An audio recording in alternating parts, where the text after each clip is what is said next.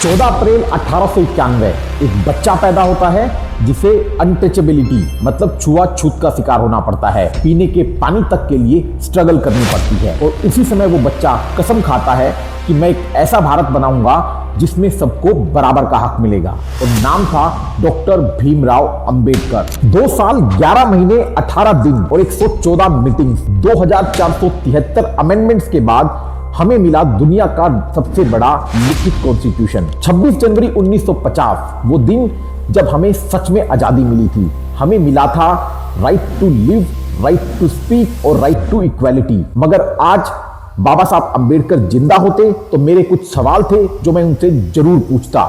हाथरस 2020 एक दलित लड़की के साथ रेप किया जाता है और उसकी बॉडी को बिना परिवार की परमिशन के आधी रात में जला दिया जाता है। ऊना 2016 4 दलित लड़कों को बांधकर पीटा जाता है और इस वीडियो को सोशल मीडिया पर वायरल कर दिया जाता है। हैदराबाद 2016 रोहित वेमुला अपनी हॉस्टल में सुसाइड कर लेते हैं और सुसाइड नोट में लिखते हैं कि मेरी कास्ट में जन्म लेना ही मेरा सबसे बड़ा अपराध है। बाबा साहब आपने आर्टिकल 17 में छुआछूत को देश से हटाने के लिए बोला था। आज भी हर साल 47,000 केस छुआछूत और कास्टिज्म को लेकर होते हैं, जिनमें 90% से ज्यादा में आज भी कोर्ट के ऑर्डर्स पेंडिंग है। क्या हुआ आपके इस सपने का? आर्टिकल 19 फ्रीडम ऑफ स्पीच, आपने सबको बोलने का समान अधिकार दिया था, लेकिन देश के फार्मर्स की हालत देखिए। पिछले कुछ सालों में 700 फार्मर पीसफुल प्रोटेस्ट करते हुए मारे जाते हैं। 84 साल के एक फार्मर को पीसफुल प्रोटेस्ट में सर्दी में अपनी जान देनी पड़ती है। पिछले 2 सालों में 67 से ज्यादा पत्रकारों को अरेस्ट कर लिया जाता है। आपका देश आज फ्रीडम ऑफ स्पीच में प्रेस रिलीज में 167वें नंबर पर है 180 देशों में। क्या यही वो फ्रीडम ऑफ स्पीच है जो आपने हमें दी थी? Article 21 right to live with dignity, लेकिन कोविड के समय 4 घंटे के नोटिस पर 10 करोड़ से ज्यादा वर्कर होमलेस हो गए थे।